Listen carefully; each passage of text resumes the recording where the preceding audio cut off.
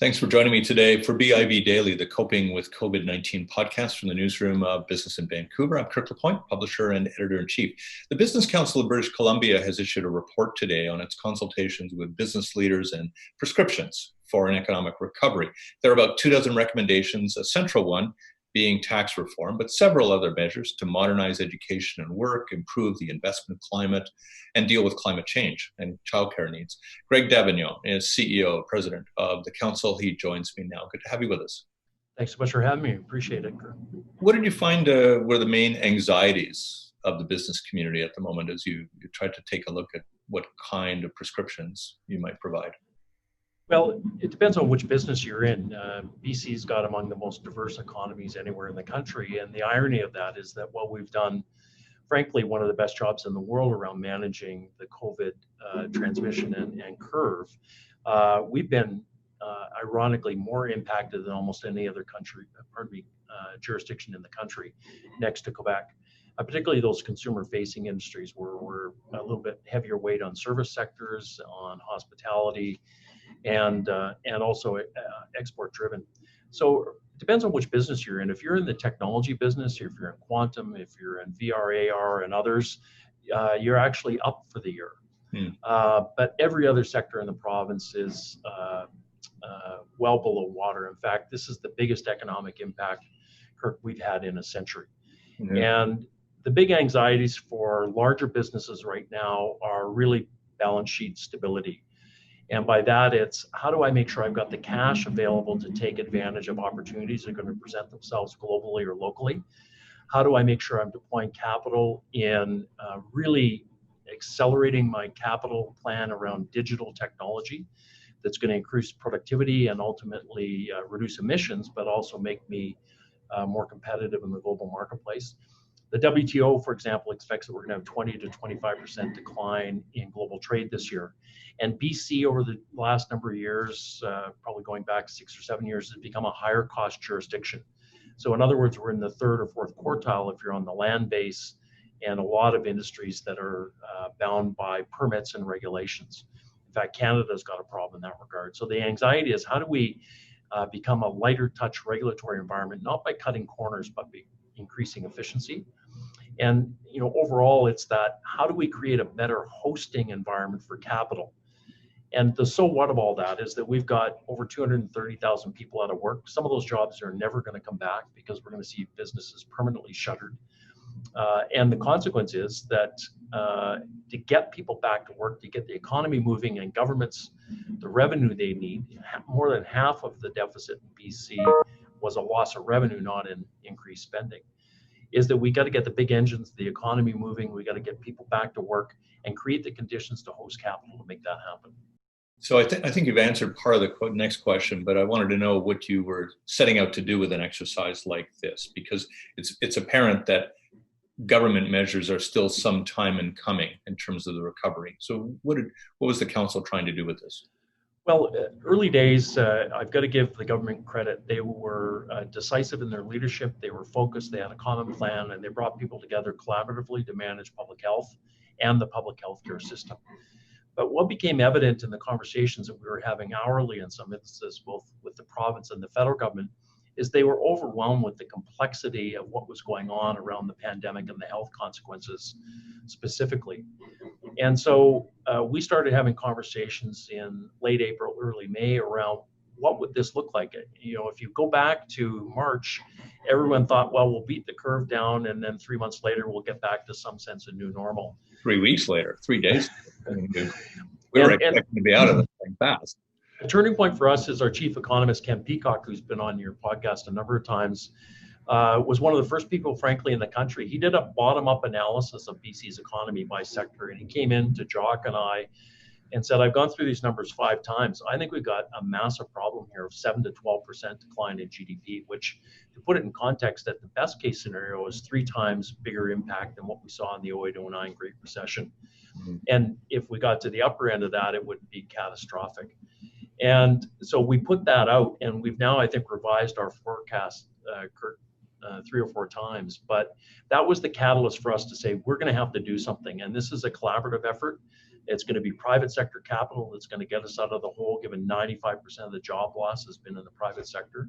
But we've got to start to unshackle ourselves from structures and processes and rules that were put into place in some instances in the 1940s, like the PST, and start thinking about what a future innovative, high productivity economy looks like to really leverage our strengths. We hide under a bushel all kinds of great things that go on here, and two things happen: either the investment doesn't take place and they wither, or that investment goes somewhere else, as is in the case increasingly with our natural resources sector.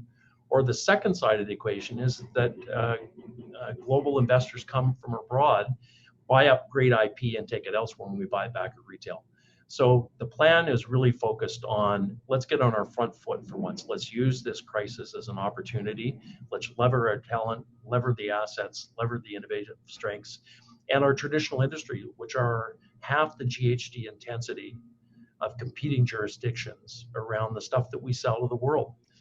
Forestry, mining products, aluminum, natural gas, all the things that people need in a low carbon environment going forward. EV cars need 4 times more copper. Well, guess what? Highland Valley Copper has GHG intensity. It's about half of what it would be in other jurisdictions. So let's get on our front foot and celebrate the good things that we do. Yeah, I mean, nobody would assume that an NDP provincial government would necessarily be business friendly, but you did say, at the beginning, they were listing quite a lot. They were doing quite a few things in a hurry to help help the adjustment going on here. Same at the federal level. How well do you think government is listening right now in terms of the exercise that you provided here today and what your expectations for it are? I think government has all kinds of definitions. So government writ large, I'd put the federal government, the provincial government, municipal and regional governments into that. I don't think that people actually understand in elected office the huge hole that we are in. This is not a recession. All recessions over the last number of years have been recouped by consumer spending, and the consumer is going to be tapped out. In fact, going into this was tapped out. Secondly, is we had a bunch of weaknesses going in a slowing economy in January and February, let alone as a consequence of COVID. And so I would argue the federal government has acted very quickly to protect individuals and provide some initial supports like CEWS, but there is no evident plan at the national level around how we're going to position Canada going forward.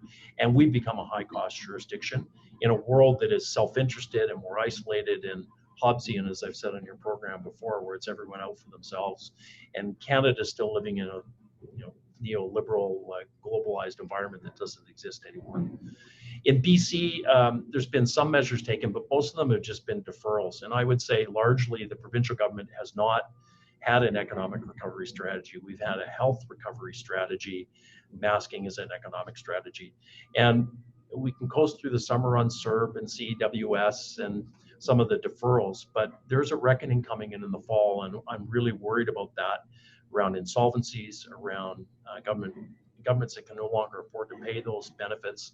And we're going to have to step up and pass the baton to the private sector, but we need the rules and the structures and the process to make that happen. Yeah, I mean, what kind of forecast? I know these forecasts change about every hour, Greg, but what kind of forecast do you have right now in terms of the fall? Well, we've got, forecasting is a dangerous sport these days, but we're comfortable that we're at 7.8% decline in real GDP for 2020, with a rebound next year of just over 4%. But to put that in context, 4% doesn't get you nearly half of the way back to where we were before. And Tip Macklem just last week at the Bank of Canada talked about a really bumpy recovery, and obviously that's a consequence of increased transmission that will happen over time as we open economies up. Our neighbors to the south that are still 50% of our export market, and we're oversubscribed as a country, BC a little bit less so, but what's going on in terms of transmission rates there are going to have a profound impact on Canada. And there's a global recession. I saw some data the other day. I think over 97% of the countries of the world are now in a recession. And so muted demand globally, a semi-closed border, certainly for tourism and individuals, and the fact that we're a high-cost jurisdiction where we've got to create a reality set to attract capital to get people back to work is going to be key. I should point out for our viewers that actually there is some economic activity taking place just outside your window. They're building it. So Yeah, I'm sorry. It's great that big jackhammering going on there. Yeah, sorry, but it is a hole, but it's a good hole because there's economic activity happening. Yeah, it's a necessary problem at the moment. One of the things that you can sort of see is that when people get a time to reflect, they also, in a sense, get time to dream. And one of the dreams that appears to be taking place among some in our economy is just that we can not only recover, but we can come out of this with a whole other type of economy, one that is greener, and we can turn our back on resources and all that. Your report doesn't really lend much credence to that idea, does it? Well, I mean, first of all, we don't give ourselves enough credit in British Columbia for what we do. Everywhere else in the world around climate change is aspiring to what BC did in the 1950s and 60s. If everyone went to hydroelectric power and used low GHG intensity natural gas the way we do, global climate would be a much better position. And as I said earlier, we've got a low carbon advantage here. The things we sell to the world are half the GHG intensity. But what gets missed in the general conversation, particularly in political realms, is that you can snap your finger and all of a sudden replace hundreds of trillions of dollars of infrastructure, and also that magically technology appears that can be scalable at a commercial level that's reliable, and that just doesn't happen. If you talk to experts, David Jurgen and others around the world that follow energy, Peter Terzakian's another one out of Calgary, these things take some slow evolution. Even solar panels and clean technology, while it's growing rapidly, it's still a small fraction of the overall energy production going forward. So the goal is to say, in a transition, how do we reduce our emissions here? But most importantly, how do we become a solution for global climate and climate mitigation going forward? And so in the plan, we're saying, look, we've got some real strengths. Let's become the global center for emissions and sequestration. We've got the second largest landmass in the world. There's nature-based solutions. We heard from Terramera today that there are literally hundreds of billions of tons of carbon that could be sequestered in BC's agricultural land reserves if we use smart technology. There's a lot of work we're doing with Indigenous leaders around nature-based solutions using forestry. So let's own carbon offsets where companies are going to zero net 50, i.e. in 2050, they want to be net zero emissions. They're going to have to buy offsets to do that. If I'm a bank or if I'm a transportation company, or Microsoft is going to be negative net zero by 2050.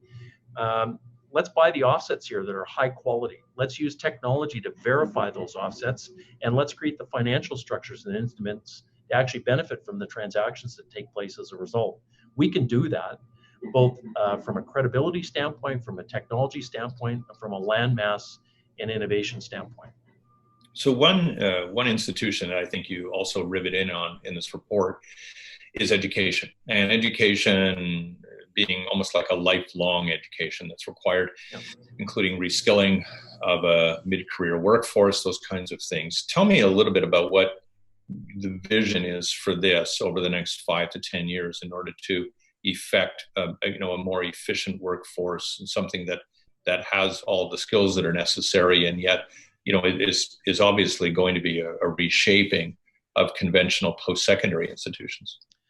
Well, again, I would argue that one of the most disrupted sectors during COVID has actually been education specifically, and post-secondary education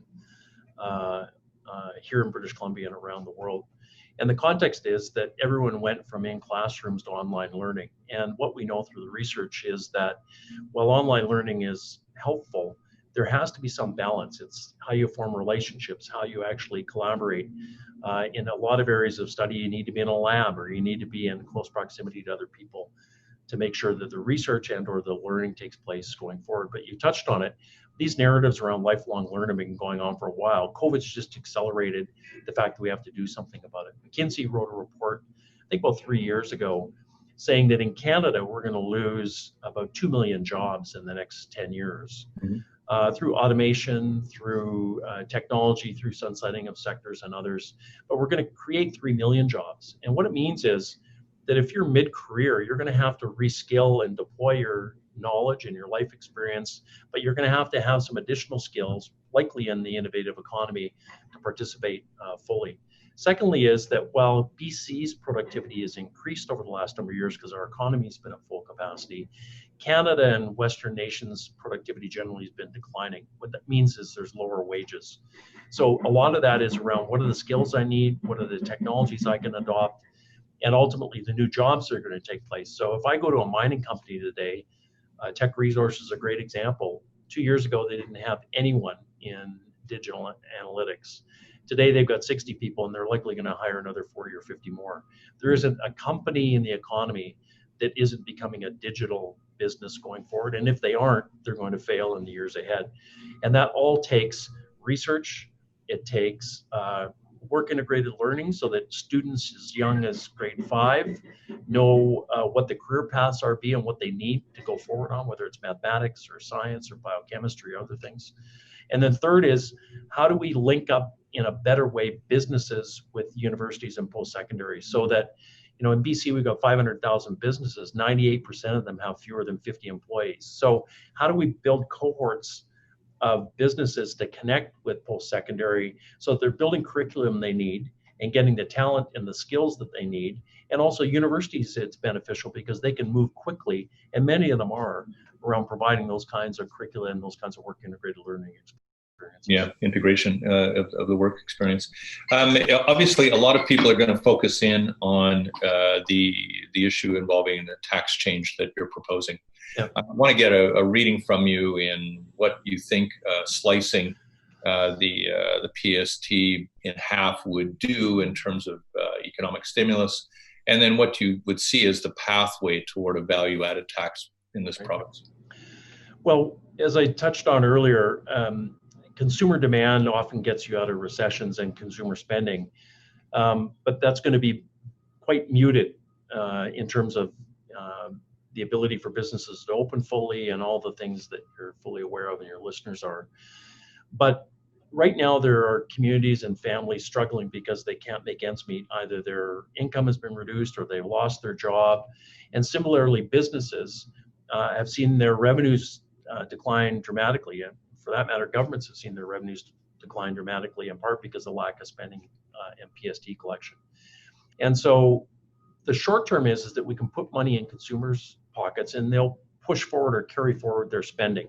So it will generate economic activity going forward. Secondly is it will help particularly small and medium-sized enterprises on the consumption side of the equation, but also on the fact that they're carrying higher operating costs, whether it's for PPE or whether it's in terms of some of the complexities they're dealing with labor. Those kinds of things will help them become at least a bit more profitable in the short term. And also those most vulnerable in society, actually, they were the biggest cohort hurt by a return to the PST from the previous HST. They lost the HST subsidy, which is equivalent to 7%. And so the consequence is that we're at a point in time now where, as you've heard me say, Kirk, we've got a tax that we use that was constructed in the 1940s when the Queen was a princess. And my grandfather ran a couple of hardware stores. He passed away 30 years ago, and the hardware stores are no longer the same hardware stores they were in 1950. So we consume online. We changed the way that we've lived. Our population has more than doubled in that period of time, and we've moved to a service economy. So we're not even capturing a consumption tax for where most of the economy is, let alone where it's going to go. So the pathway going forward is, let's give people a break, let's get the economy moving, let's get consumption, and let's create some less overhead for businesses, particularly that are vulnerable with their balance sheets right now. And then let's start to have the real conversation of creating a tax that's made in BC, controlled in BC, that gets us on our front foot, that makes us competitive, that attracts investment and drives the digital economy that we're going to have in the future. Would a value-added tax, Greg, necessarily mean more government revenue? Oh, well, it can. I mean, right now, if you think about it, the PST was set up as a goods producing tax, and it's been added on. It's so complex. A great example is, there's been a huge e-bike phenomenon right now. People are buying e-bikes, and it's good for the environment, and people are enjoying it, and you see them everywhere. So in BC, here's the perversion that we've got. If I buy a bicycle, there's no PST. If I buy a unicycle, there is PST. If I buy an e-bike, there's PST. If I buy a carrier or a pannier or mud flaps, I pay PST on those. If they're on the bike when I buy it originally, I don't pay PST. Or more perversely in industry, my favorite example is I can buy a large canister of propane to use for my business. If I use it for some purposes, I don't pay PST. If I use it for other purposes, I do pay PST. So the perversion is it's the same gas in the same tank. Why on earth is there a difference? And you could go through the tax code repeatedly. So back to, it's the complexity of compliance and just the ridiculousness of it. And then you've got this whole other economy where we've been entertaining ourselves online, buying online, dating online, going to the doctor online, learning online, and we don't capture any of that digital economy. So you could broaden it out and probably lower the tax rate and make it more effective for consumers and for businesses. Yeah, I mean, I guess what I'm wondering about too is what kind of a process would we want to have, and maybe what kinds of process we should talk about when there is an eventual election campaign, in order to make sure that this isn't just the government broadly applying a bat at a high rate that penalizes the consumer. Yeah. Well, I mean, I think it means an honest conversation. Taxes are necessary in order. We've seen them in play right now, where the federal government's doled out over $400 billion to look after families and communities. You can argue whether all of it was appropriate and structured properly, but that's where tax money goes, is to provide the services, needs, and infrastructure that we want and require as a society. But I think the conversation is to say, let's be honest with ourselves. The world's changing and is changing dramatically. We're not affordable. We're a high-cost jurisdiction.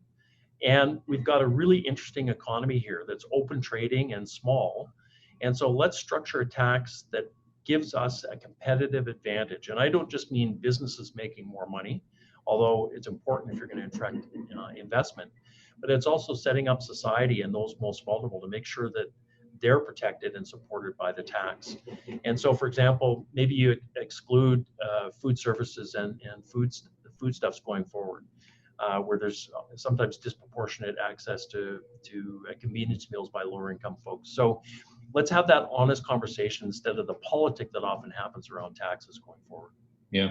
Last question. It has to do with, again, politically, what becomes quite expedient when economic difficulty ensues is governments want to basically activate a lot of infrastructure projects. They really believe that those are the quick job creators and those kinds of things.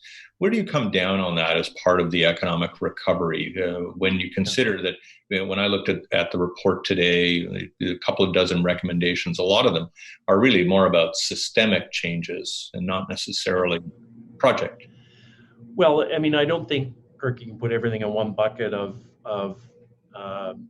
public sector spending or private sector spending or short-term spending versus long-term spending. But as we articulate in the plan, there's a bunch of pent-up private sector projects, from housing to ports to smart infrastructure, that are sitting there waiting for some approvals, and private sector wants to get moving. Let's get going on those.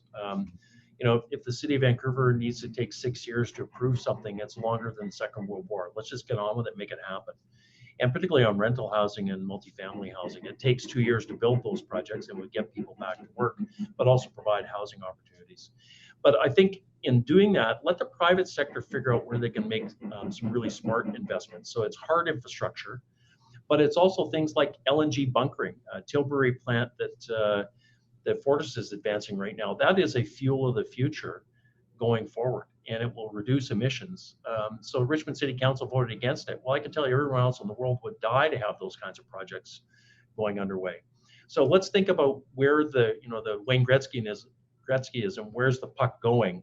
How do we incent those investments like broadband and connectivity that are going to drive a digital economy going forward? So if I'm a mine or a natural resource manufacturer in Dawson Creek or in Prince George, how can I stream my data for regulatory compliance going forward? How can governments facilitate that? In the plan, we talk about being the first digital regulator for land use, climate, and environment. So those kinds of investments around the digital infrastructure, smart infrastructure, around how we look after ourselves, how we move people, and how we actually move goods is going to be vital. Yeah, we have to close out the conversation here, but I want to make sure that everybody gets the website where the report is today. Yeah, so three things, I think. One is it's at strongertomorrowbc.com. Get online. The report's there. The recommendations, there's a short version. You can click on the things that interest you. There's also packages. If you want to go out and talk about specifically what your business could be doing under a plan like this to create opportunity, to have a job-rich recovery and rehire people, or to re-educate people going forward. And third is, we'd like to hear from you. You may have other ideas. You've asked questions, for example, on tax or infrastructure.